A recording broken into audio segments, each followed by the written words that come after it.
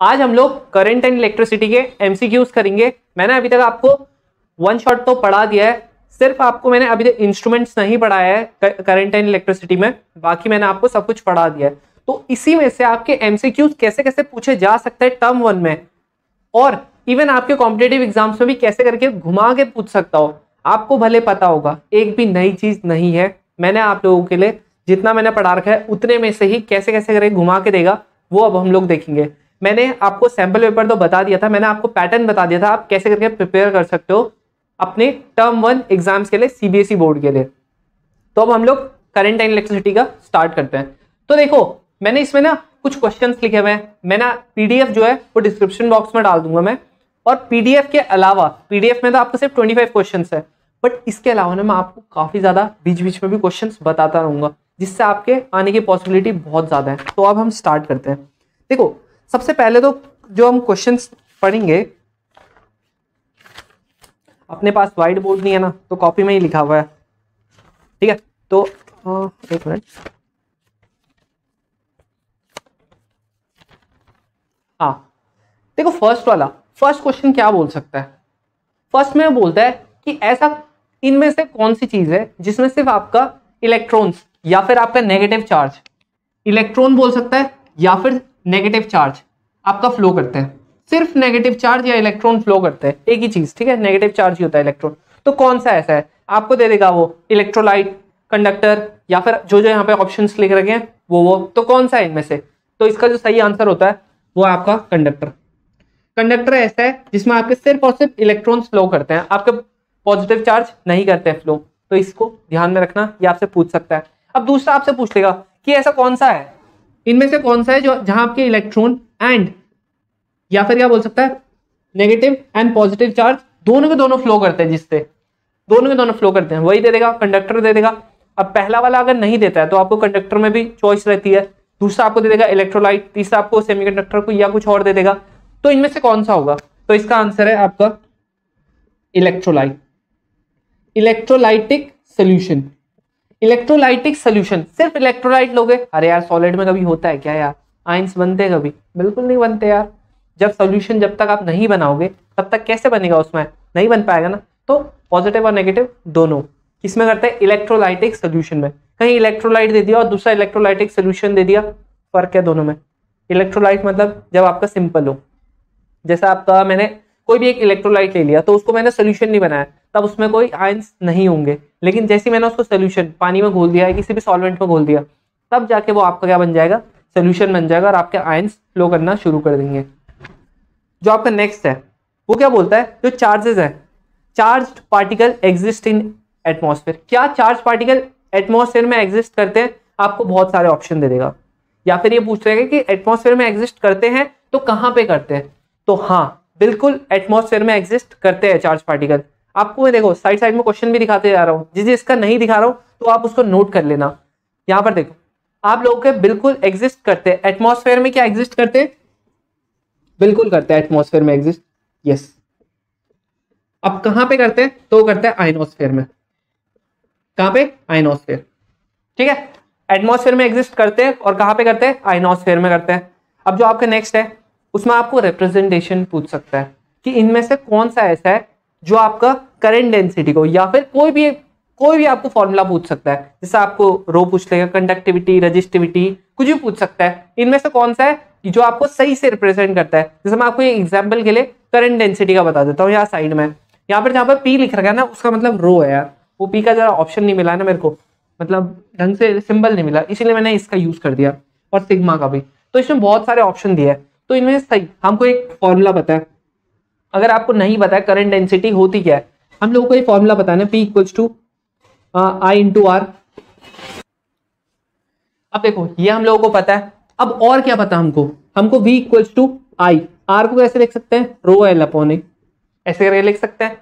अगर मैं आई अपॉन ए की करूं बात, यही होती है मेरी करंट डेंसिटी J, और बाकी रो बचा, एल को मैं यहां नीचे डाल देता हूं, तो V अपॉन एल क्या होता है आपका E हो जाता है, तो इक्वल्स टू रो जे, बस आपसे। लेकिन उसने क्या पूछा है, उसने पूछा है करंट डेंसिटी को कैसे रिप्रेजेंट कर सकता है, या तो ऐसे करके कर सकते हैं रिप्रेजेंट, या फिर एक और तरीका है, मैं रो को नीचे भेज देता हूं, तो J इक्वल्स टू क्या हो जाएगा, E बाई रो, ये भी ठीक है।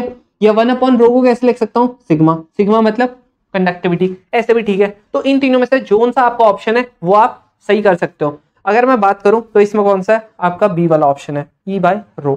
जो फर्स्ट वाला है वो नहीं है, थर्ड वाला भी नहीं है, और नन ऑफ द अबव मतलब कोई भी नहीं है, तो है कौन सा वाला, बी वाला।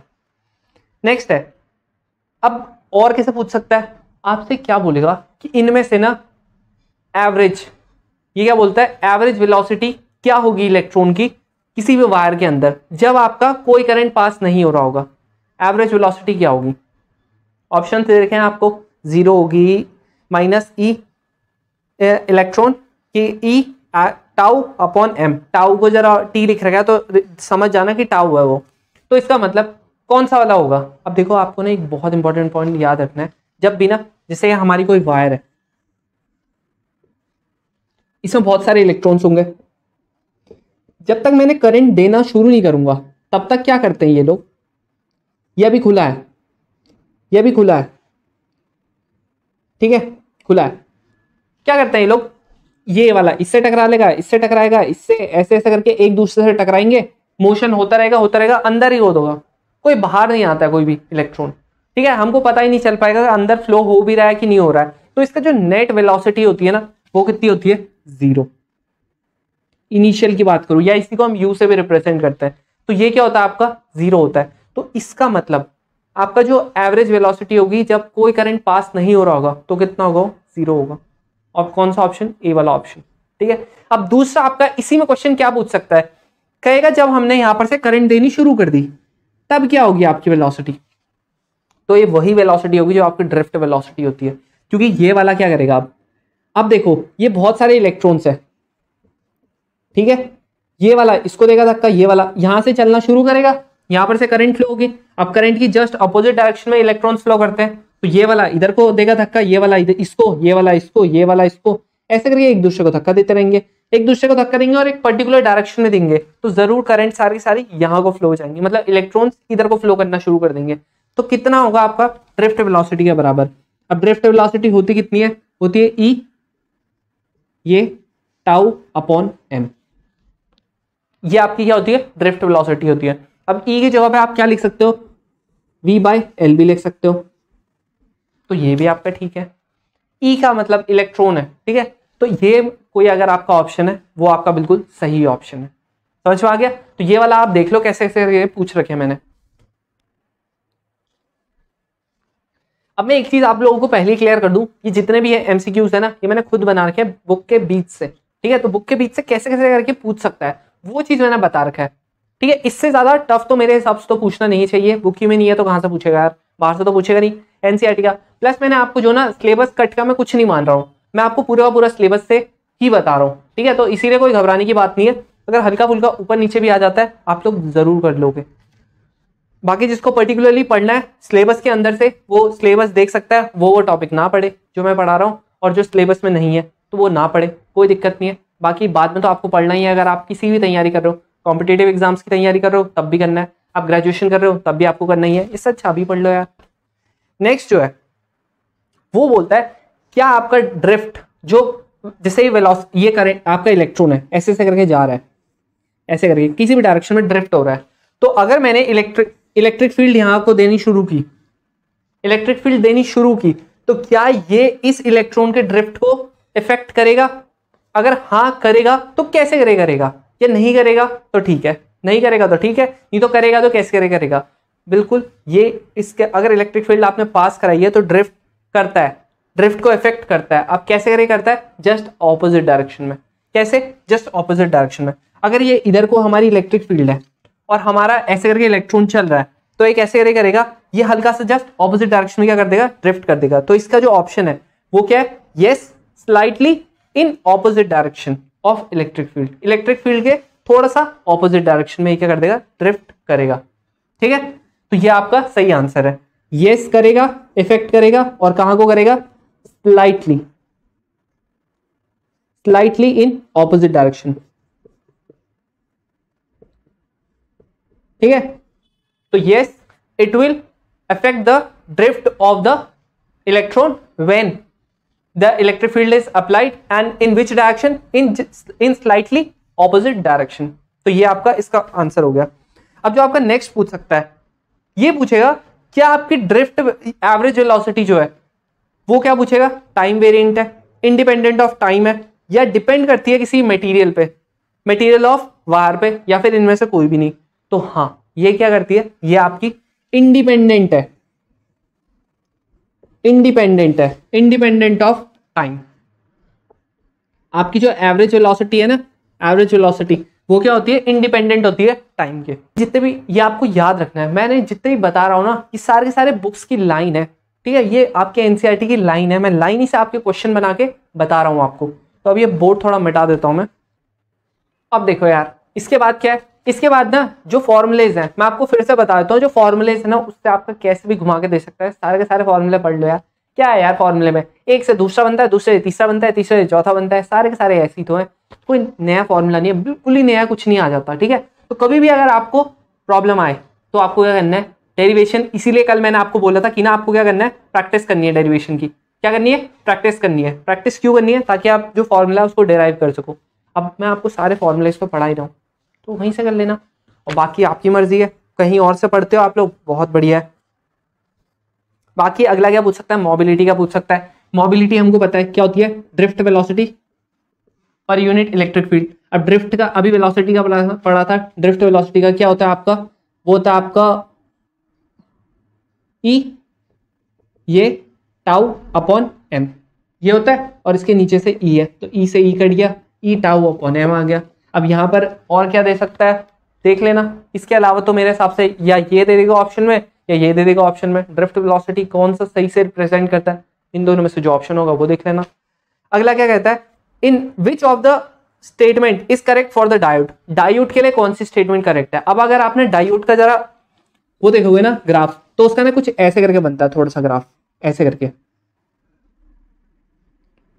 ठीक है, ऐसे करके इसका क्या बनता है, ग्राफ बनता है। तो इसमें क्या खासियत होती है, अगर आपका यहाँ पर ये V है या I है, मतलब ये वोल्टेज है, करंट है, तो इसमें पता है क्या होता है, अगर आपकी वोल्टेज सेम है, यहां पर सपोज करते हो आपने V वोल्ट की दी है, अगर आप यहां पर भी V वोल्ट की दोगे ना वोल्टेज, लेकिन ऑपोजिट डायरेक्शन में, तो आपका जो करंट की वैल्यू होगी ना, अगर यहाँ पे I होगा तो यहाँ पर I डैश बन जाएगा, यहाँ पर अलग हो जाती है करंट की वैल्यू, क्या हो जाती है, अलग हो जाती है। तो इसीलिए आपका क्या होता है, सेम वोल्टेज के लिए सेम करंट की वैल्यू नहीं आती है, अगर हमने करंट की वोल्टेज की क्या कर दी है, डायरेक्शन रिवर्स कर दी है। तो इसका कौन सा ऑप्शन आ गया, इसका ऑप्शन आ गया, देख लेना जो भी ऑप्शन होगा, ठीक है। अब आपको मैंने बता तो दिया ही है, मैं उस पर टिक लगा दूंगा। अब यहाँ पर ना जो मैंने क्वेश्चन आपको दिखा रहा हूँ ना, इसका आप अगर हो सके तो मेरे को कमेंट बॉक्स में हर किसी का आंसर पहले भेज सकते हो। पहले आप एक बार PDF डाउनलोड कर लो, उसमें देख लो आप लोग, भले मैंने यहाँ पर एक्स्ट्रा क्वेश्चन बता रहा हूँ, फिर भी आप कर सकते हो। अब जो आपका नेक्स्ट है, for which of the following value of current could be same for different voltage. अब इनमें से ना कौन सा ऐसा है, इनमें से कौन सा ऐसा मटेरियल है जिसका दो वोल्टेज की वैल्यू पे सेम करंट की वैल्यू होती है, इनमें से बताओ कौन सा ऐसा है, कौन सा डिवाइस है। तो अगर आप ना आपकी बुक के हिसाब से मैं बताऊं, ऐसे करके ना आपका GAAS का ग्राफ होता है, यह आपका वोल्टेज, यह आपका करंट, ठीक है। अब यहां पर आप अगर इसमें मेजर करोगे तो यहां पर और यहां पर, यहां पर और यहां पर क्या होता है, दो वोल्टेज की वैल्यू है और आपका सेम करंट की वैल्यू है, दो वोल्टेज की वैल्यू पे सेम करंट की वैल्यू आ रही है। तो बस आपका क्या है आंसर, GAAS, ठीक है। तो आपका ये ना बहुत इंपॉर्टेंट, कभी कभी ग्राफ भी पूछ सकता है, इनके ना आप पर्टिकुलरली ग्राफ्स भी पूछ सकते हैं, तो आप ग्राफ पे भी काफी ज्यादा ध्यान देना, मैंने उसकी वीडियो बना रखी है। अब अगला क्या पूछ सकता है, ये रेंज बहुत पूछ सकता है, रो रजिस्टिविटी की आपकी रेंज बहुत इंपॉर्टेंट हो जाती है, क्योंकि इससे ना 3 क्वेश्चन बन सकते हैं, ये एक ही क्वेश्चन है, इससे आपके 3 क्वेश्चन बन सकते हैं। क्या क्या बन सकता है, ये बोल सकता है आपको, या कंडक्टर बोल देगा या मेटल बोल देगा, इसकी रेंज क्या होती है। अगला पूछ देगा सेमीकंडक्टर की क्या होती है रेंज, उसके बाद आपसे बोल देगा इंडक्टर की क्या होती है रेंज, सॉरी इंसुलेटर की क्या होती है रेंज। अब इन तीनों की रेंज अगर आपको पता है आप कमेंट बॉक्स में लिख सकते हो, नहीं पता है आप यहां पर देख सकते हो। तो अगर मैं रेंज की करूं बात, क्या करूं, रेंज की करूं बात, तो इसकी आती है 10⁻⁻8 से 10⁻⁻6। इसकी करूं बात, इसकी आती है 10⁻⁻5 से 10⁴, और तीसरी जो इंसुलेटर है इसकी आती है 10⁵ से 10⁻16 तक। ठीक है, ये इसकी क्या होती है, रेंज होती है, -8 से -6 तक, -5 से 10⁴ तक, और इसकी 10⁵ से 10⁻16 तक। अब इतनी ज्यादा जब रेजिस्टिविटी हो जाती है तब क्या होता है, ये इसीलिए आपका बिल्कुल भी किसी भी करंट को पास नहीं होने देता है, इलेक्ट्रॉन को पास नहीं होने देता है, क्योंकि बहुत ज्यादा ये रेजिस्टेंस दे देता है, बहुत ज्यादा रेजिस्टेंस ऑफर करता है, इसीलिए आपका इंसुलेटर में कोई कंडक्शन नहीं होता है। ठीक है, अब ये आपके हो गए तीन क्वेश्चंस। अब इसी से और भी क्वेश्चंस बन सकते हैं। ये ना टेम्परेचर के बारे में ही पूछ लेता है कि टेम्परेचर पे कैसे करके डिपेंड करता है। इसके भी आपके क्या आ जाते हैं, 3 और क्वेश्चन आ जाते हैं, कैसे करके। अगर मैं ग्राफ की बात करूं, आपकी बुक में जो ग्राफ है, यह पहले मैं क्वेश्चन से ही पूछ लेता हूं। ये पूछ लेता है कि सेमीकंडक्टर पे जैसे जैसे हम टेम्परेचर राइज करते हैं, टेम्परेचर के राइज होने पे सेमीकंडक्टर में क्या होता है, रजिस्टिविटी क्या करती है, डिक्रीज करती है, इंक्रीज करती है, सेम रहती है, या फिर इनमें से कुछ भी नहीं होता है।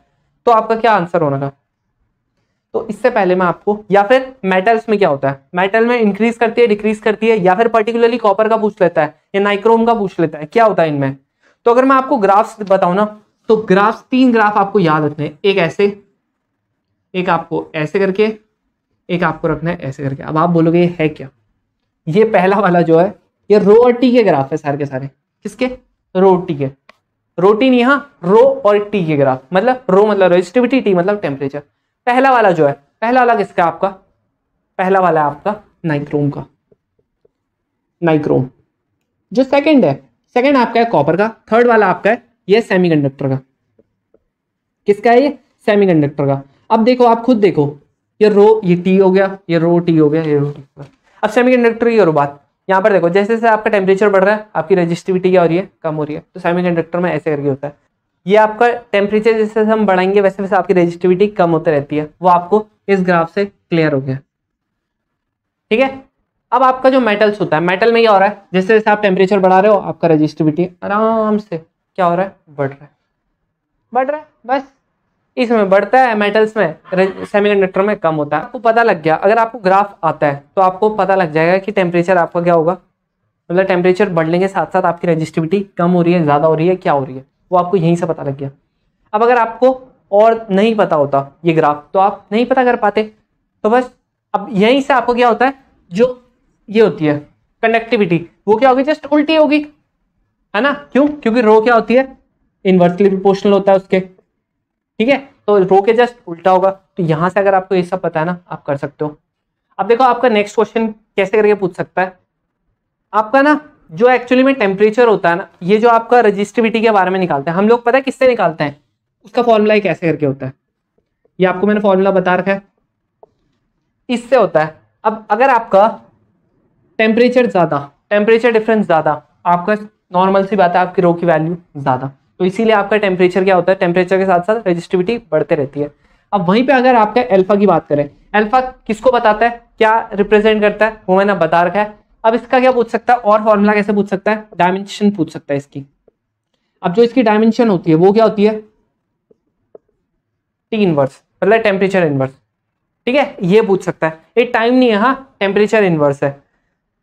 अब और कैसे पूछ सकता है इससे, इसमें आपको ये पूछ सकता है मेटेलिक कंडक्टिविटी की रेजिस्टिविटी किससे करता है हम रिप्रेजेंट, वो इससे करता है। अब आपसे और भी क्वेश्चन पूछ सकता है, rho equals to m upon n e square tau से करते क्या, नहीं करते इससे। क्यों नहीं करते, क्योंकि क्या आपका रेजिस्टिविटी जो होती है वो क्या नहीं करती, ना टाउ पे करती है ना एन पे करती है, मेटल्स के केस में डिपेंड। ठीक है, तो इसीलिए ये बहुत इंपॉर्टेंट पॉइंट था, आप लोगों को ये पता होना चाहिए। आगे और क्या पूछ सकता है, अल्फा की वैल्यू पूछ सकता है। अब ये अगला क्वेश्चन इसी फॉर्मूले से क्या पूछ रहा है, अल्फा की वैल्यू पूछ रहा है। मेटल्स के लिए क्या होती है, आपका सेमीकंडक्टर के लिए, और आपका उसके लिए इंसुलेटर के लिए क्या होती है, इन तीनों के लिए अलग अलग पूछ सकता है। ठीक है, ये क्या आपका इंसुलेटर। अब जो मेटल की वैल्यू इसके लिए तो क्या होती है, पॉजिटिव की होती है अल्फा की वैल्यू, और इन दोनों के लिए क्या होती है, नेगेटिव की होती है। ठीक है, अब इसके लिए थोड़ा ज्यादा नेगेटिव की होगी, ठीक है, थोड़ा ज्यादा पावर की होगी। ठीक है ना, तो ये क्या हो सकता है आपके अल्फा की वैल्यू। आपको ये ध्यान में रखना है कि पॉजिटिव किसके लिए होती है, नेगेटिव किसके लिए होती है। छोटे छोटे पॉइंट्स है, देखो बड़े क्वेश्चन आप लोग कर लोगे लेकिन छोटे क्वेश्चन में फंस जाओगे, तो इस ना फंसो इसके लिए मैं ये बता रहा हूं आपको। नेक्स्ट क्वेश्चन जो है, which why only metals like nichrome, manganese, constantan are used for the, या तो पहला क्वेश्चन क्या पूछ सकता है कि आपसे कौन कौन से वायर बाउंड रेजिस्टेंस में कौन कौन से मेटल्स को हम यूज करते हैं, तो कौन कौन से मेटल्स को करते हैं आपके सामने आया, ठीक है, कौन कौन से को, कॉन्स्टेंटिन, नाइक्रोम और मैंगनीज को करते हैं, या फिर इन्हीं के जैसे को। अब इन्हीं को क्यों करते हैं, अगला क्वेश्चन ये आएगा, इन्हीं को क्यों करते हैं, क्योंकि इनकी क्या होती है, बहुत हाई रेजिस्टिविटी होती है, जिसकी वजह से क्या होते हैं, ये क्या होता है, हाई रेजिस्टिविटी होती है, जिसकी वजह से टेम्परेचर के साथ इनकी रेजिस्टिविटी चेंज नहीं होती है और आपका ये कोई वेरिएशन शो नहीं करते हैं, इसीलिए आपका ये होता है। अब ये कौन सा ऑप्शन है, ये आपका है बी वाला ऑप्शन, सॉरी ए वाला ऑप्शन। क्या बोलता है, weak dependence of resistivity with temperature. मैंने बताया ना बहुत हाई होता है, बहुत हाई टेम्परेचर वो होता है, इनका रेजिस्टिविटी होती है, जिसकी वजह से टेम्परेचर इंडिपेंडेंट होता है, ठीक है, इंडिपेंडेंट मतलब टेम्परेचर पे डिपेंड करते ही नहीं है, इसीलिए क्या हो जाएगा आपका ए वाला ऑप्शन हो जाएगा। नेक्स्ट क्वेश्चन क्या पूछ सकता है, और आपसे ना कॉम्पोजिशन पूछ सकता है, नाइक्रोम की कॉम्पोजिशन पूछ सकता है। नाइक्रोम किस किस चीज से बनता है, आपका ये आ गया निकल FeCr या फिर निकल FeCO, इनमें से जो भी होगा, इनमें से बताओ कौन सा होगा। तो इसका जो होता है ना निकल, अगला होता है CO और एक होता है आपका Fe, ये Cr होता है, ठीक है, निकल Cr क्रोमियम और Fe आपका आयरन। तो ये आपकी क्या होगी, इन तीनों चीज से आपका निकल बनता है। अगर आपको ये आता है बहुत बढ़िया है, लेकिन ये कॉम्पोजिशन भी पूछ सकता है, क्यों, एक्चुअली जो मैंगनीज, कॉन्स्टेंटिन और ये है ना नाइक्रोम, ये तीनों के तीनों एलॉयज है। एलॉयज मतलब मिक्सचर ऑफ मेटल्स। अब मिक्सचर ऑफ मेटल्स में आपके एनसीईआरटी में इसी का पूछ रखा है, तो आप लोग इसी का याद रखिए क्योंकि इसका पूछने के चांसेस बहुत ज्यादा हैं। नेक्स्ट क्वेश्चन क्या है, जो रजिस्टर्स होते हैं ना, अब दो टाइप के होते हैं बता रखा है मैंने, एक वायर बॉन्ड होते हैं और दूसरे कौन से होते हैं, कार्बन रजिस्टर्स होते हैं। तो कार्बन रजिस्टर कैसे होता है जनरली इनका रेजिस्टिविटी, अब देखो बनाने को तो हम कैसा ही बना सकते हैं, लेकिन मोस्टली जो कार्बन रजिस्टर्स होते हैं ना, उनकी रेजिस्टिविटी कैसे होती है, हाई होती है कि लेस होती है, या फिर मॉडरेट होती है, या फिर इनमें से कोई भी नहीं। तो आपका क्या होता है, जो कार्बन रजिस्टर होता है ना, उनकी इससे भी ज्यादा क्या होती है, रेजिस्टिविटी होती है, इसीलिए वो क्या होता है, बहुत ज्यादा कॉम्प्लेक्स होते हैं, जिसकी वजह से हम लोग उसको कलर कोडिंग की मदद से पहचानते हैं। समझ में आया, कलर कोडिंग का इसीलिए क्या हुआ था, इन्वेंशन हुआ था, ताकि हम इजीली कार्बन जो इतना ज्यादा कॉम्प्लेक्स रजिस्टर बनाता है उसको भी हम लोग इजीली आइडेंटिफाई कर सकें। तो आपका ये भी एक क्वेश्चन पूछ सकता है। और क्या पूछ सकता है, कलर कोडिंग पे तो इस पे हजारों क्वेश्चन पूछ सकते हैं। अब मैं हजार तो नहीं बताऊंगा, मैं दो बता देता हूँ आपको किस किस टाइप के पूछ सकते हैं।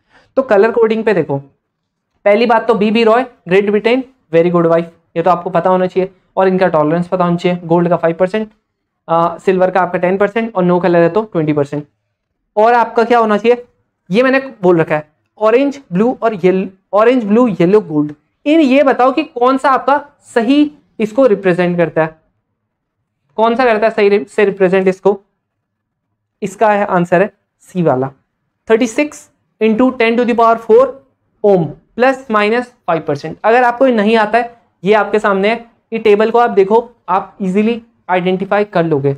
एक तो इस टाइप का पूछ सकता है कि आपको कलर दे दिया, आपसे पूछ लिया कि इसका रेजिस्टेंस क्या होगा, या फिर आपको रेजिस्टेंस देके जैसे कि आपको बोलता है 47 × 10 प्लस माइनस 5%, इसका बताओ मेरे को, इसका आपका किसको रिप्रेजेंट करता है। तो आपको देखो पता होगा, अगर आपने कर लिया ये चार ऑप्शन है, बताओ इसमें से कौन सा सही होगा। 4 किसको करता है, येलो को करता है। 7 किसको करता है, वॉयलेट को करता है। 10 मतलब ब्राउन और 5% मतलब गोल्ड। तो ऐसे करके आपको क्या पूछ सकता है, और ज्यादा MCQs पूछ सकता है। अब मैंने किसी बुक से नहीं लिया, अगर आपको किसी बुक से पढ़ने आप कर सकते हो उस बुक से भी। अब और कैसे पूछ सकता है आपका, ये बोल सकता है कि जब आपका देखो, जब चार्जेस मूव करते हैं, आपका चार्जेस मूव करते हैं, ठीक है, इलेक्ट्रॉन ऐसे करके मूव कर रहा है, अगर ये विदाउट कोलिजन मूव कर रहा है, ये मैंने दे नहीं रखा है बट मैं आपको ये ऐसे ही बता देता हूं।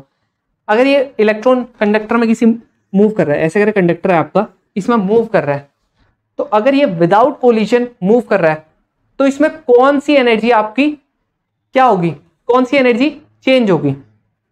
बताओ कौन सी एनर्जी चेंज होगी इसमें? काइनेटिक एनर्जी चेंज होगी, क्या चेंज होगा इसमें? या पोटेंशियल एनर्जी या फिर टोटल एनर्जी, क्या होगा? मतलब कौन सी एनर्जी इसमें चेंज होगी? अगर आपका ये क्या करता है, विदाउट कोलिजन जाता है, ये वर्ड होना चाहिए। अब आपका पूछ भी सकता है, नहीं भी पूछ सकता है, बट फिर भी मैं आपको बता देता हूँ। विदाउट कोलिजन जब भी कोई इलेक्ट्रॉन किसी भी कंडक्टर में जाता है ना, तो इसकी ना काइनेटिक एनर्जी चेंज होती है। काइनेटिक एनर्जी चेंज होती है। अब काइनेटिक एनर्जी क्यों चेंज होती है? ताकि ये टोटल एनर्जी को क्या कर सके, एडजस्ट कर सके, ठीक है ना।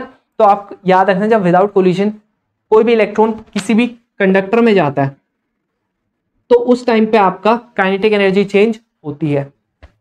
अब आपका नेक्स्ट है जो पावर लॉस होता है, उसको हम और क्या लॉस बोलते हैं? अब पावर लॉस कौन सा? पावर लॉस कौन सा? पावर लॉस आपका, जैसे आप कोई भी, जैसे ट्रांसफॉर्मर है, आपको पता होगा ट्रांसफॉर्मर क्या होता है। अगर नहीं भी पता है तो आपने देखा तो होगा ना, वो क्या करता है आपका, वो आपका वोल्टेज सप्लाई करवाता है। तो वोल्टेज जब इतने दूर से सप्लाई करता है तो वायर के थ्रू जाता है, वायर क्या हो जाती है, गर्म हो जाती है, गर्म हो जाती है। तो उस टाइम पे आपका ये जो पावर सप्लाई, पावर लॉस है, इसको हम और कौन सा लॉस बोलते हैं? जो हीट की फॉर्म में जाता है ना, बाहर गर्म हो जाती है वायर्स, या फिर आपका कोई ठंडी जगह है तो वहां पर भी आपका क्या हो जाता है, ठंड की वजह से क्या होता है, वायर ठंडी हो जाती है, लेकिन अच्छे से अगर फ्लो करना है तो वायर हल्की हल्की गर्म होनी स्टार्ट होती है। तो उसकी वजह से बता रहा हूँ कि उसको और कौन सा लॉस बोलते हैं। ये आपके सामने 4 ऑप्शन है, कौन सा लॉस बोलते हैं? उसको बोलते हैं हम लोग ओमिक लॉस। क्या बोलते हैं? Ohmic loss. तो ये आपके बहुत इंपॉर्टेंट क्वेश्चन है, क्योंकि ये बहुत कम लोग नोटिस करते हैं। और कौन सा होगा? अगर आपको पावर लॉस को कम करना है, अब देखो ये पावर लॉस वाला क्वेश्चन अराइज कैसे होगा, मैं आपको वो बताता हूं। ये आपका, सपोज करते हैं ये आपका ट्रांसफॉर्मर है, इसने पी पावर को छोड़ना था, मतलब पी पावर को यहां से इधर तक कहीं दूर पे इसने भेजना था। तो हमको पता है पावर इक्वल्स टू क्या होता है, वोल्टेज इनटू करंट, ऐसे करके होता है, ये हमको पता है, ठीक है। अब देखो ये तो ठीक है, लेकिन जो वायर होगी, ये वायर जा रही है, ये भी तो कुछ ना कुछ गर्म होगी या हीट डेसिपेट करेगी, करेगी कि नहीं करेगी? वो भी तो अपनी एक पावर है। तो वो पावर कितनी होगी आपकी? वीसी। लेट से उसको मैं क्या बोल देता हूँ, पीसी बोल देता हूँ। पीसी मतलब जो इसका पावर डेसिपेट ही है, वो कितना होगा आपका? I²R। सेम ही है, वैसे तो सेम ही है, लेकिन हम लोग क्या करते हैं, वोल्टेज ना लेके यहाँ पर करंट की फॉर्म में मान लेता हूँ कि इतना करंट इसने क्या किया होगा, छोड़ा होगा। और ये क्या आपका सी, क्या आपका, यह आपका क्या रेजिस्टेंस है, किसका रेजिस्टेंस है? वायर का रेजिस्टेंस है। तो लेट से इसको मैं सी से कर देता हूँ डिनोट। यहाँ पर की जो आई हो जाएगा वो कितना हो जाएगा, P/V। तो जो पीसी है वो कितना हो रहा है, P²/V²RC। ऐसे करके आपका क्या आ रहा है, ये आपका जो पावर लॉस है वो कितनी होगी, इक्वल्स टू P, जो हमने पावर सप्लाई की है उसका स्क्वायर अपॉन वोल्टेज का स्क्वायर RC। तो जितनी ज्यादा आपका वोल्टेज, उतना ही कम आपका क्या होगा, पावर लॉस होगा। जितना कम आपका वोल्टेज, उतना ही ज्यादा आपका क्या होगा, पावर लॉस होगा। मतलब अगर हमने कम वोल्टेज पे सप्लाई कर दी तब क्या होगा, आपका पावर लॉस ज्यादा होगा। इसीलिए आप लोगों ने कभी भी सुना होगा, ये देखो ये बहुत ही, जब आप लोग कहीं भी देखते हो इतनी मोटी मोटी तारें होती है, आप बोलते हो बहुत हाई टेंशन की तार है। हाई टेंशन का मतलब वहां पर आपके 11,000 वोल्ट, भाई साहब यहाँ तो 440 वोल्ट ही गाने में बोला था भाई, है ना। तो उस वो क्या बोलता है, 11,000 वोल्ट पे जब हम लोग ट्रांसफर करेंगे तब क्या होगा, सोचो। बस छूने की देर है, बस छूने की देर है, छुआ गए, खत्म, बिल्कुल सूख जाओगे आप। तो यही चीज है। तो इसका आंसर क्या होगा वो अब आप लोगों को पता लग गया होगा कि कब हमारा सबसे कम पावर लॉस होगा, जब हमारी वोल्टेज क्या होगी, ज्यादा होगी। आप बोलोगे हम लोग क्या कर सकते हैं, यहां पर से हम लोग पावर लॉस के लिए करंट को भी बढ़ा तो सकते हैं, बिल्कुल बढ़ा सकते हो। करंट का क्या होगा, अगर आप बोलोगे करंट बढ़ाते हैं तो करंट का क्या होगा, जितनी ज्यादा करंट बढ़ाओगे उतना ज्यादा क्या होगा, पावर लॉस होगा। तो करंट को आप कितना कम करोगे, इतना तो आपको करना ही पड़ेगा ना, कि मतलब वो जा भी सके। अगर आप करंट की वैल्यू बहुत कम कर देते हो तो करंट तो जा ही नहीं पाएगा। तो इसीलिए आप क्या करते हो, वोल्टेज को ही आपके पास एक ऑप्शन बचता है जो आप क्या कर सकते हो, कम कर सकते हो, सॉरी बढ़ा सकते हो, जिसकी वजह से क्या होगा, आपका पावर लॉस कम होगा। नेक्स्ट आपका क्या पूछ सकता है, इलेक्ट्रोलाइट है। अब इलेक्ट्रोलाइट जो होता है ना, उसमें क्या होता है, आपका इलेक्ट्रोलाइट है, उसमें देखो ऐसे करके होता है, यहां पर आपकी एक पॉजिटिव रॉड होगी, यहां पर आपकी नेगेटिव रॉड होगी, और ये आपका क्या हो गया, बाहर से कैसे भी करके क्या हो रहा है, सर्किट कंप्लीट हो रहा है। तो यहाँ पर आपका ये हो गया इलेक्ट्रोलाइट। तो आपको इसमें करंट की डायरेक्शन बहुत इंपॉर्टेंट बन जाती है कि करंट की डायरेक्शन किस तरीके से फ्लो होगा। यहाँ पर देखो ऐसे करके फ्लो होता है, और अंदर में ना ये जो इलेक्ट्रोलाइट के अंदर इधर को होता है नेगेटिव टू पॉजिटिव, इलेक्ट्रोलाइट के बाहर तो पॉजिटिव टू नेगेटिव होता है आउटसाइड। वहीं बात करूं अगर अंदर तो होता है negative to positive inside. Electrolyte के हैं, ठीक है, इलेक्ट्रोलाइट के अंदर कैसा होता है नेगेटिव टू पॉजिटिव, इलेक्ट्रोलाइट के बाहर कैसे करंट फ्लो होती है पॉजिटिव टू नेगेटिव। तो ये आपको ध्यान में रखना है, कहीं डायरेक्शन ही पूछ ले, कोई भरोसा नहीं यार, सीबीएसई वाले वैसे ही कुछ भी पूछ सकता है। अब और क्या पूछ सकता है यार इससे आपको ये पूछ सकता है कि जैसे देखो हम लोग V equals to E minus I R लिखते हैं। अब यहां पर हमारा माइनस का साइन ही क्यों होता है, माइनस का साइन ही क्यों होता है, ये माइनस का साइन पता क्यों होता है, क्योंकि ना इलेक्ट्रोलाइट के अंदर, इलेक्ट्रोलाइट में क्या आपका स्मॉल आर तो इलेक्ट्रोलाइट में इंटरनल रेजिस्टेंस, तो ये आपका जो है ना ये जस्ट ऑपोजिट डायरेक्शन में फ्लो करता है। वैसे तो ऐसे करता है लेकिन अंदर कैसे करता है नेगेटिव टू पॉजिटिव करता है, ये ऑपोजिट डायरेक्शन में फ्लो करता है, इसीलिए यहां पर क्या लगाते हैं हम लोग नेगेटिव साइन लगाते हैं। क्यों लगाते हैं, क्योंकि आपका जो करंट है वो इलेक्ट्रोलाइट के अंदर क्या करता है उल्टी डायरेक्शन में ऑपोजिट डायरेक्शन में फ्लो होता है, इसीलिए हम लोग नेगेटिव साइन लगाते हैं। अब इसके अलावा क्या होगा आपका इंटरनल रेजिस्टेंस जो होता है ड्राई सेल का, क्या वो कम होता है ज्यादा होता है या फिर आपका सेम होता है या फिर कुछ भी नहीं होता है इलेक्ट्रोलाइटिक सेल के कंपैरिजन में, बताओ। ड्राई सेल पता ही होगा मेरे हिसाब से, अरे रिमोट में डालते हैं ना रिमोट उसमें वो उसका जो इंटरनल रेजिस्टेंस होता है वो क्या होता है, ज्यादा होता है कम होता है इलेक्ट्रोलाइटिक सेल। ये आपका इलेक्ट्रोलाइटिक सेल है, जो आपका गैल्वेनिक सेल डाइनियल सेल ये सब आपके इलेक्ट्रोलाइटिक सेल है। बताओ जो ड्राई सेल होता है ना उसका ज्यादा होता है इंटरनल रेजिस्टेंस, ठीक है, तो इसको भी याद रखना। ये आपका एमसीक्यूज है, एमसीक्यू में तो कुछ भी पूछ सकते हैं भाई।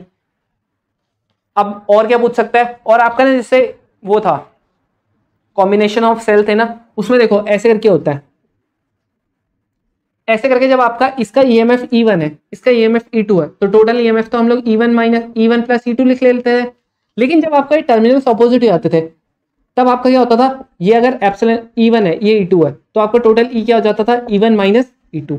तो ये आपको ध्यान में रखना है, इससे भी आपके क्वेश्चन पूछा जा सकता है, ठीक है ना। तो ऐसे ऐसे करके ना आपके क्वेश्चंस पूछे जा सकते हैं। अब एक और चीज आती है क्रिचॉफ्स लॉ। क्रिचॉफ्स लॉ में तो भाई वो तो आपका ना उससे न्यूमेरिकली क्वेश्चन बनेंगे, उससे आपका थ्योरेटिकल बनने के चांसेस बहुत ही कम है, बहुत ही रेयर है, बट आपका न्यूमेरिकल वाले तो बहुत ज्यादा बनने के चांसेस है। सबसे ज्यादा इस चैप्टर से उसी से बनने के चांसेस है। क्यों है, क्योंकि वही आपका एक ऐसा टॉपिक है जिससे थ्योरेटिकल क्वेश्चन बनना बहुत मुश्किल है। तो अगर आपको आता है, आपको लूप बनाना आता है, आपको उसका फर्स्ट लॉ पता है कि जंक्शन पे सारे के सारे करंट क्या होता है सेम होता है, तो आप लोग आराम से कर लोगे। सम ऑफ करंट सेम होता है, voltage of current some of voltage same होता है, ये दोनों रूल्स पता है, आपको अच्छे से घुमाना आता है। आपको अगर ई पता है कि अगर नेगेटिव टू पॉजिटिव जाता है current, negative terminal to positive terminal जाता है, तब आपका पॉजिटिव में लेंगे हम लोग वोल्टेज की नेगेटिव में लेंगे। तो ये अगर आपको सब कुछ पता है तो आप इजीली कर लोगे। उसके भी एमसीक्यूज बन सकते हैं, वो भी न्यूमेरिकल वाले, तो वो आपका काफी ज्यादा डिसाइडिंग फैक्टर हो सकता है, क्योंकि ये वाला जिसने पढ़ा है उसको आ जाएगा, लेकिन वो वाला क्या होगा वहीं पे आपको करना पड़ेगा। तो उसके लिए आप क्या कर सकते हो, एग्जांपल्स कर सकते हो। एग्जांपल आपके जो क्रिचॉफ्स लॉ पे बेस है और प्लस अपने टेक्स्ट क्वेश्चन। अगर आप चाहते हो कि मैं वो करवाऊं तो आप कमेंट बॉक्स में लिख सकते हो, मैं आपको जरूर करवा दूंगा। तो मिलते हैं नेक्स्ट वीडियो में इंस्ट्रूमेंट वाले टॉपिक के साथ। तब तक के लिए आप इस प्लेलिस्ट से अपने कॉन्सेप्ट और ज्यादा बढ़ा सकते हो।